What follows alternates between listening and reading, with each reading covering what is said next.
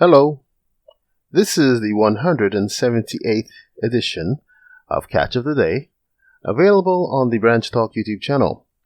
Today we're going to continue reading from Doug Mitchell's book, The Four Carpenters, The Ensign, The Time of Jacob's Trouble, and The First Deliverance. Starting at the top of page 16, we read, Though the unbelieving Jews were gathered together when Brother Hardif said those things recorded in 1 TG 19, quoted above, he was not shown beforehand that they would actually succeed in having themselves established in the Promised Land as a distinct nation. This we know from the following. The means which the Jews now pursue to gain admission to Palestine are not the means that would establish them there forever, even if they should succeed in getting there. The only Jews and Arabs that may remain in the land will be those who seek the Lord, the God of Moses. 1 TG 22-28, January 4, 1947. 1 year later, he said something similar. Hence, the unbelieving Jews, whom we are told are no longer God's people, are never to make a permanent home in the Promised Land, if indeed they make any home there at all. 2 TG 21-7, unrevised, January 3rd, 1948. His saying, even if they should succeed in getting there, and if indeed they make any home there at all, reveals that he wasn't shown before time that the unbelieving Jews would definitely, eventually, become a distinct nation in the land as they are today. Yet after they did succeed in getting there, he revised that last TG so that it reads thus. Hence, the sons of God are not the identified and unbelieving Jews of today, who are trying to make a permanent national home in the Promised Land. Ibid, revised. Thus he wasn't able to comment on those verses of Isaiah that speak of the Assyrian punishing the hypocritical nation. Isaiah 10, verse 5 to 12. Because things in the world had not progressed to the point where those verses of Isaiah could be easily understood, as they can be today.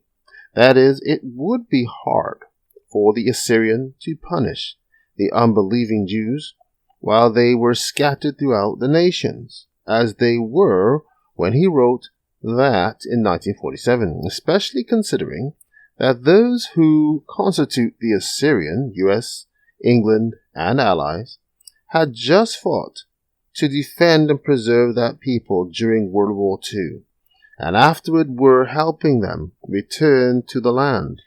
So it was beyond his sight to see the things that would develop in the unrolling of the scroll, which would cause the Assyrian to come against the undesired hypocritical nation.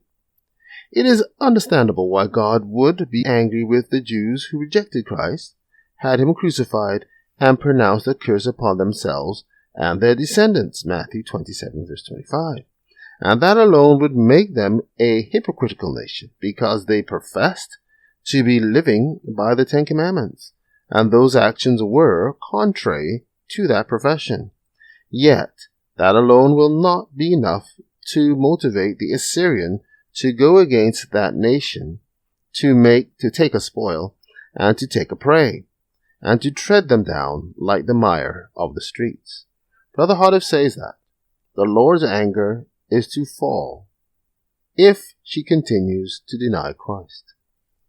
Because of that, or because of what the Christians had done for the Jews during World War II, and why they have done those things, the unbelieving Jews have in this generation a fresh testimony of Christ's character in the love and compassion that the Christians exercised in Christ's name toward them.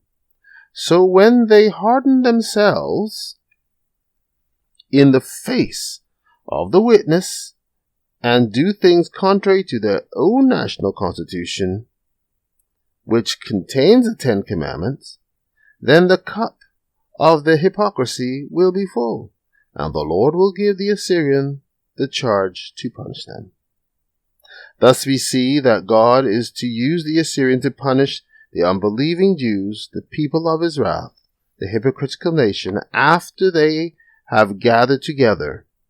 With that punishment, though, God says to the hypocritical nation, "So will I make my fury toward thee to rest, and my jealousy shall depart from thee, and I will be quiet, and will be no more angry." Ezekiel 16:42. Yet that mercy in and of itself does not mean that they will be restored to the covenant relationship. They as individuals will still have to be born again. Is then the punishment inflicted upon the hypocritical nation by the Assyrian the means by which the land is to be completely freed of the Gentiles who rule it? No, it won't be. Besides the believing Jews, there are Arabs in control of the land, along with the Assyrian, who will gain control of the land when they punish the hypocritical nation. These too must give up their control, so there must be more to the matter as to how the land will be cleared for God's people to return there. Quite interesting. Take care.